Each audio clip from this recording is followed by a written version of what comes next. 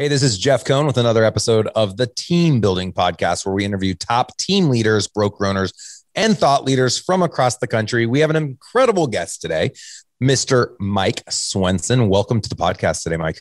Thanks so much for having me on, Jeff. I appreciate it. Absolutely. Mike's hailing from Minneapolis, St. Paul, the Twin Cities, has a ton of experience in the real estate business. He helped grow 14 moves over at Keller Williams to be the number 12 expansion network in the country with over 7 locations at one given time, and has recently moved and started a team at EXP, and things are going really well. Mike, you mentioned off air that day one after leaving your official salaried paid position, day one was when everything started closing last March. And here we are recording this episode 12 months later. How are things going today? Things are going great. You know, I tell people, so I actually majored in entrepreneurship in college.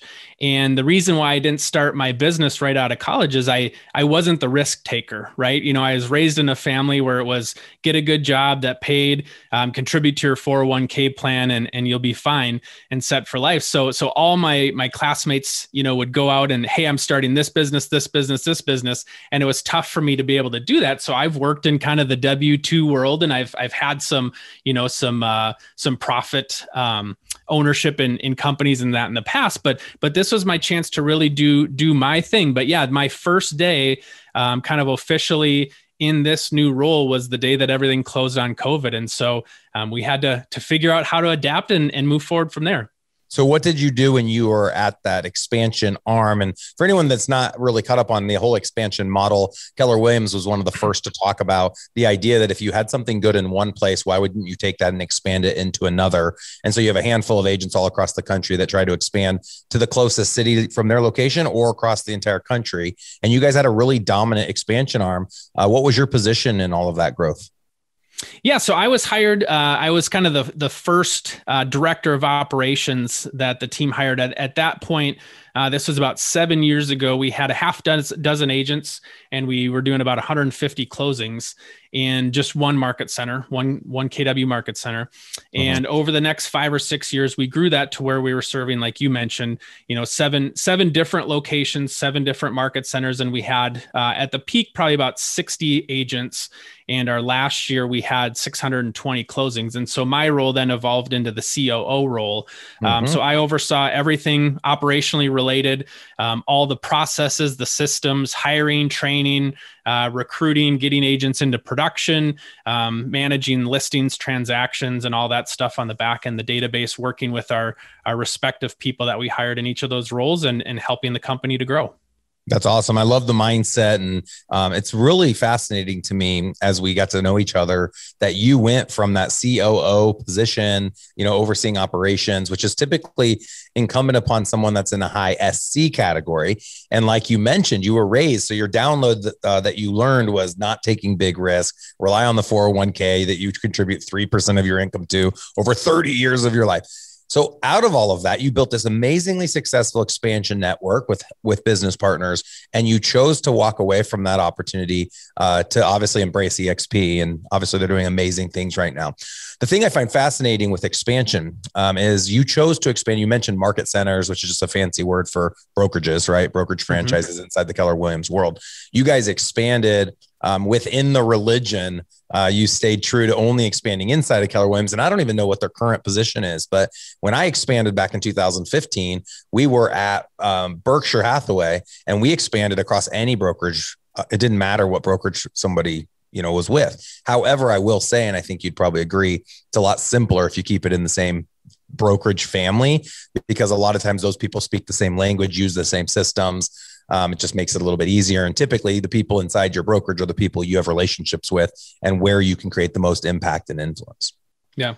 And even so, you know, even inside the same franchise, every market center, every brokerage ran things a little bit differently, right? So, you know, some we had to have a different logo. Some we had to have, you know, it was this process, but, you know, now we had this process for this market center. So everyone did operate a little bit different. So what we found is there is an element of scalability there, but then there's an element of everything has to be custom depending on the brokerage that you're in. That's funny. Yeah, it's fun. Any brokerage you see at Keller, they've got about 800 franchises. and each one says independently owned and operated. And while there are franchise rules that you have to adhere to, you can do things your own way. So I could say, hey, my agent signs have to be Keller red.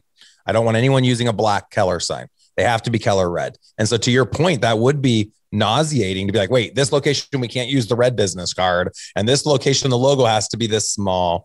And that's one of the challenges I think that you face with expansion. My recommendation on that to anyone listening that wants to expand is that you have a rule / your own expansion policy. Anytime you enter into a market center or EXP location or name the brokerage, you have an arrangement that the broker agrees to, just like if you were to send off a referral fee, that where they agree to adhere to all of your marketing guidelines, your commission plans, your, broker fees, and make sure that if they're not willing to play along, that you simply don't bring your business into their location. Mm-hmm. Yeah. And some things we're dependent on the broker. Some things we're also dependent on the state. So, in Minnesota, they've got certain marketing guidelines. And then you go to a place like New York, they have different marketing guidelines. So you always had to find out what those were. And so that was my job, is to reach out to the local teams in those states and figure out, okay, what's the playground that we can work inside of, and how can we have our model best serve that team in that state? Because New York, as an example, they're an attorney state. So our transaction coordination process is different now when we're dealing with attorneys. And, as cool as it was in Minnesota that, we have a closing and the check gets cut within a day or two of closing, in an attorney state, it might be 2 weeks, and that attorney doesn't care. It might be, hey, Johnny agent wants to get paid here. Oh, we'll get to that in the next week or two, and you'll get your check when you get your check. So it's figuring out each state, each brokerage. There were a lot of different things that we had to do and adjust to be able to be as successful as we could be.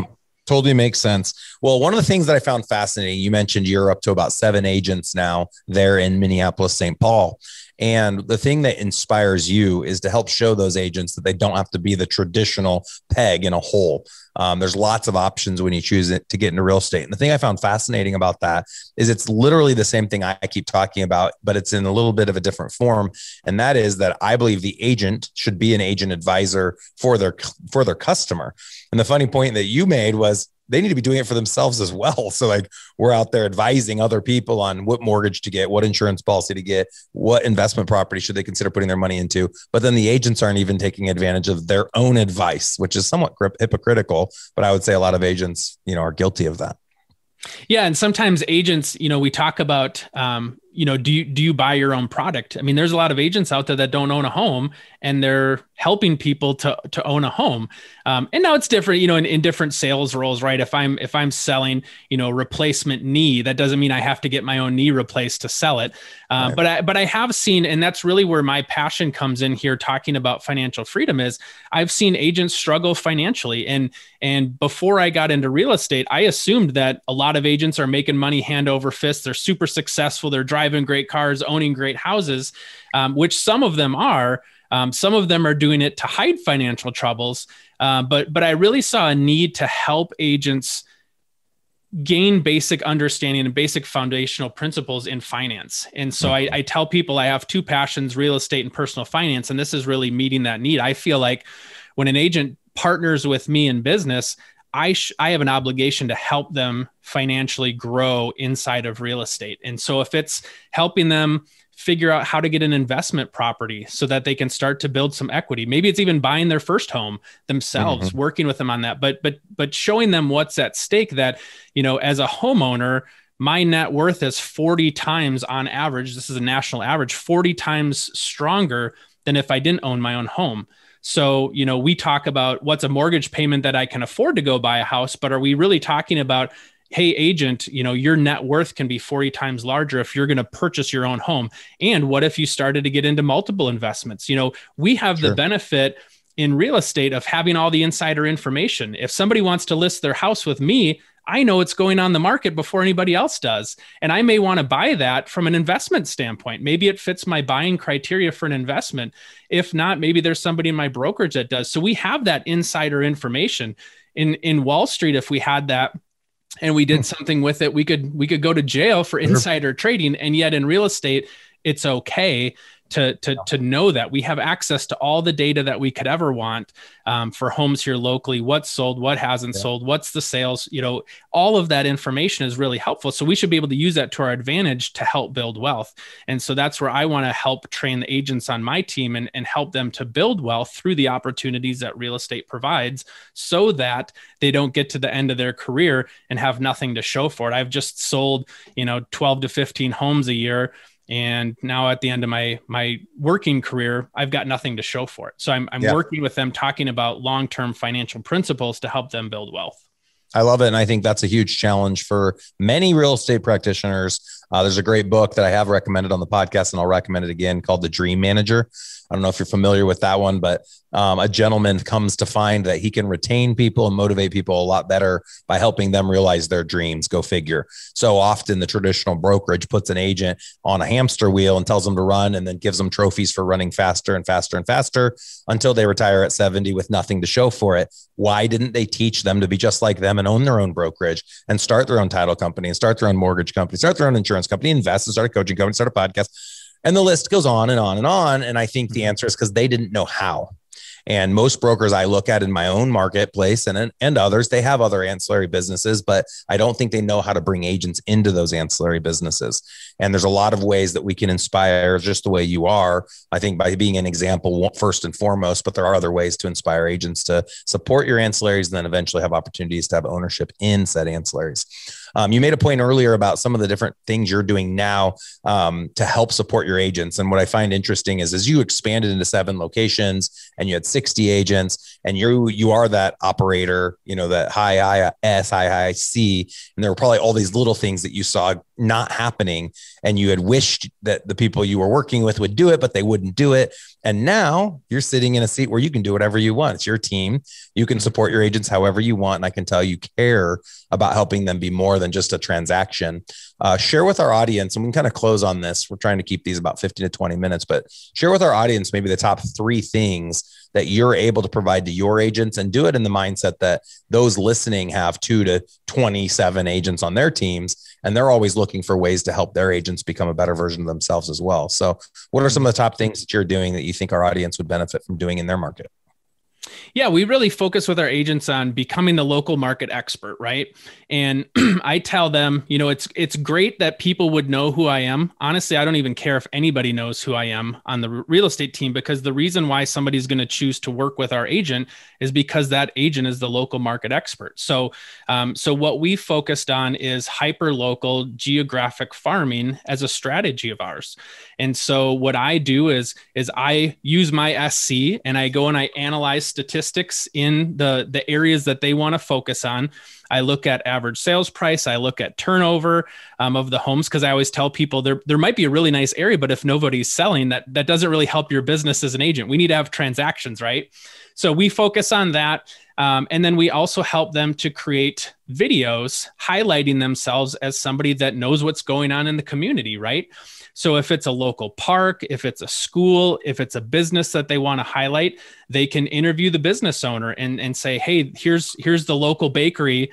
Here's what's happening here. And they get to talk about what's going on. So it's the hyper local piece. So they know them as the local market expert, not only with what's happening in real estate, but also what's happening in the community.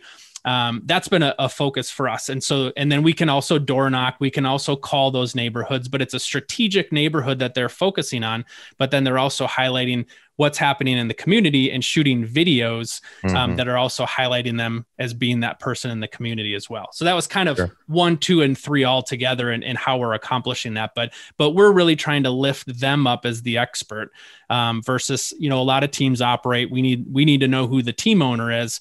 We're flipping it upside down and saying, I want, the agent to be the expert in the community. And if nobody knows who I am, that's okay with me. Mm-hmm. Cool, man. I think that's awesome.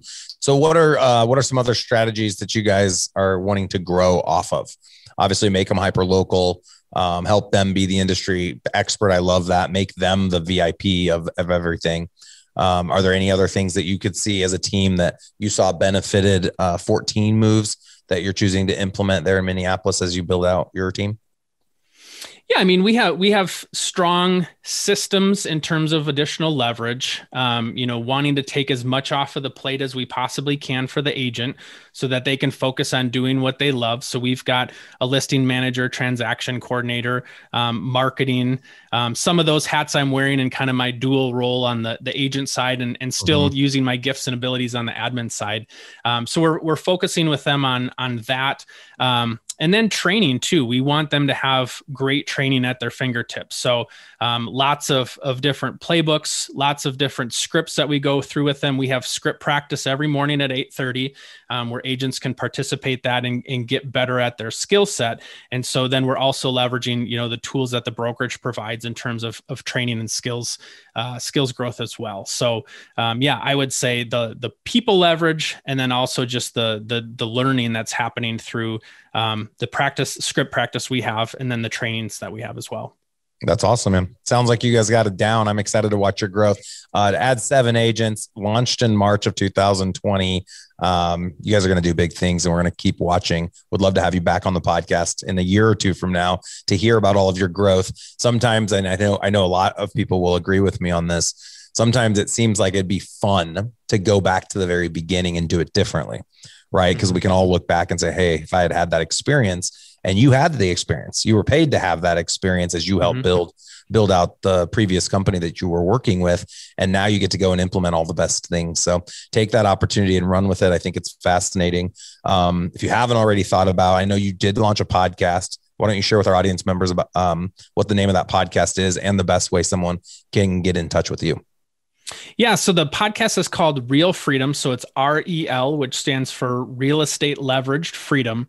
And on it, I just want to tell good stories to inspire people. So I truly believe that real estate is a kind of an entrepreneurial playground for people. There's so many different opportunities, whether you're an agent, whether you're an investor, residentially, commercially, or if you have admin abilities. There's people that are building these massive transaction coordination companies, massive virtual assistant companies, recruiting, hiring companies.